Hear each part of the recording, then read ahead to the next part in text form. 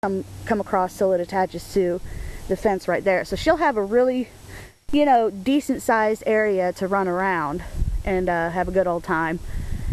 And so she won't be on a chain anymore, because we really don't want to keep her on a chain. Now this lovely looking piece of junk is actually the pipeline. Yes, we bought a piece of property that's on the pipeline, which we didn't realize when we first bought it, but it does create a lot of drawbacks, because we can't put any permanent structures on it. But anything that is movable and whatnot, we can put on there. But the biggest thing that we get worried about is the fact that once a year, the city comes out and they bush hog the whole thing.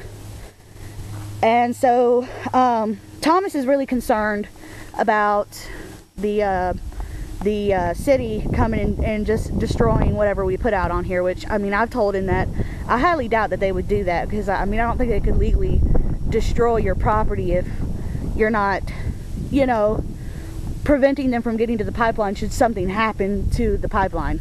And I mean, of course, you can see down there where some people have some cows and stuff on their section of the pipeline. But anyway, what we're planning on doing is first we're going to have to contact the city and find out what we can and cannot do on the pipeline. There's a cow way down there. I don't know if you can see him. Anyway, so what we're going to do is Sango's fence will be coming catty-cornered to this gate right here.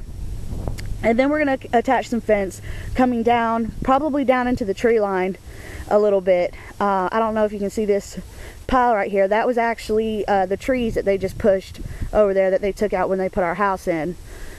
And so we're probably going to go behind that big old pile over there and bring the fence around to our property line and all the way back up.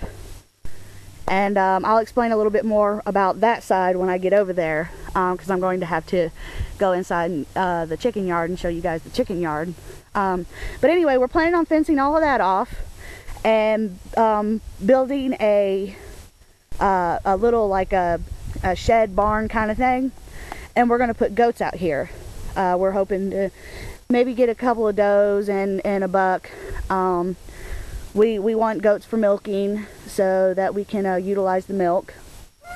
And in a worst case scenario situation, if you absolutely have to, you can always eat the kids.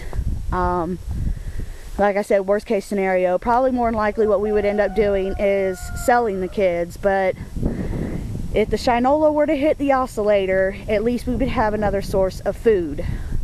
Like I said, worst came to worst.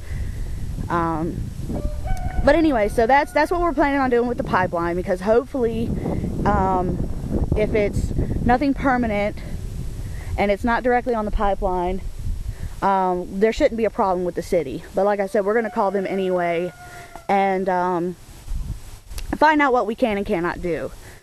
Alright, okay, so I'm going to stop the camera here and go through the house to get into the chicken yard, and I'll explain what we have going on out there and what we plan on doing with it.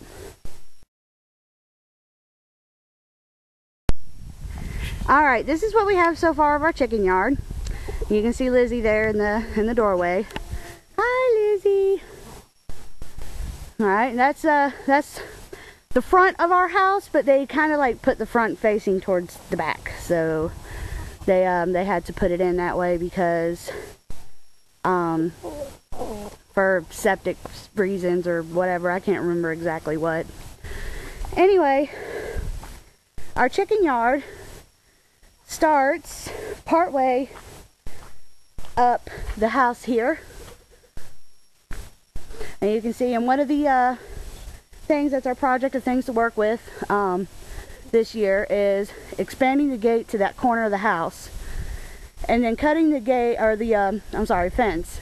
And then cutting the fence across the front of our parking area where the 2 project cars are sitting. And then cutting it down into the tree line. And then bringing it down and back up this way to where it's right there. What we're going to do with that, or as far as how that goes, is we're going to measure from where the corner is all the way up to there with like a piece of twine or something, and then rotate it out and know that we start the new fence as far out as that goes. That way we're saving on our fencing and whatnot. But before we open it up to the chickens, you can see that as of right now it's pretty much nothing but dirt. And sorry about that, my battery died on me. And like I was telling you guys earlier about it being slippery, I mean seriously, if you guys could have seen it, because I had to go get some more batteries, y'all would have been cracking up laughing. I mean, I told you guys that it had been raining, it was slippery. Yeah, I totally fell in the mud. Anyway, like I was saying, you can tell this is pretty much nothing but dirt right here. And you can see right there, kind of looks like a little rectangle.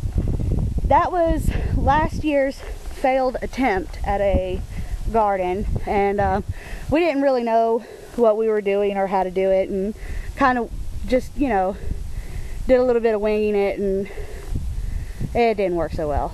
So, but anyway, what we're planning on doing is, before we open that section of fencing that we're going to expand for the chickens, before letting them loose into that area, we're going to plant some grass.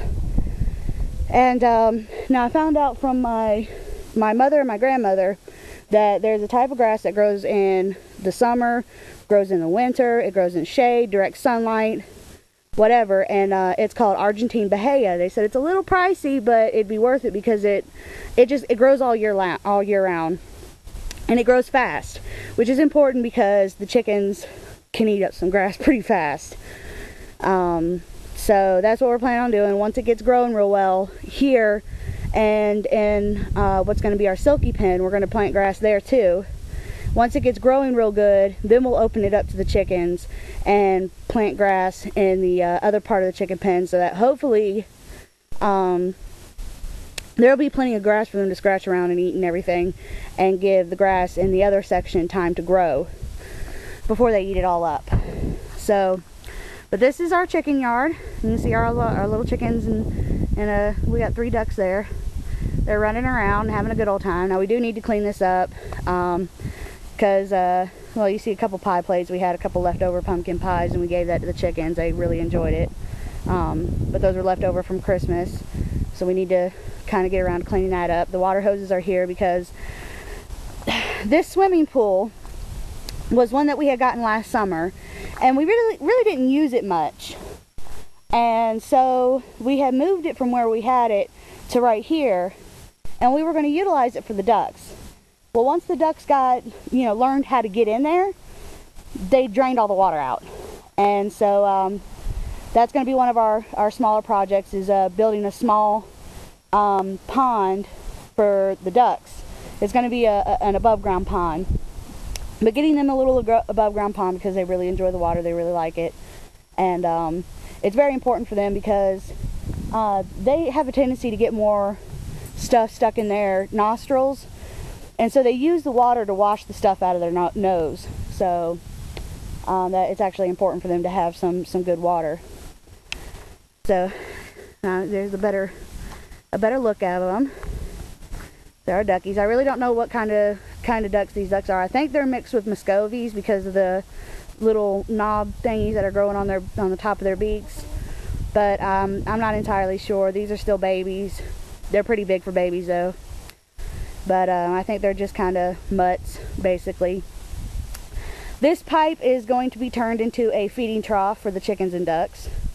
We're going to take a saw and cut it in half, and so we'll have like 2 troughs, so that we don't have this problem that you see right here. When it rains, we just basically have chicken feed sludge, and they don't really appreciate that, I don't think. I wouldn't think they would anyway. But this monstrosity of a structure is it was the pen that we originally started with our chickens when they were just little bitty chicks, and it had some tight mesh chicken wire around the whole thing.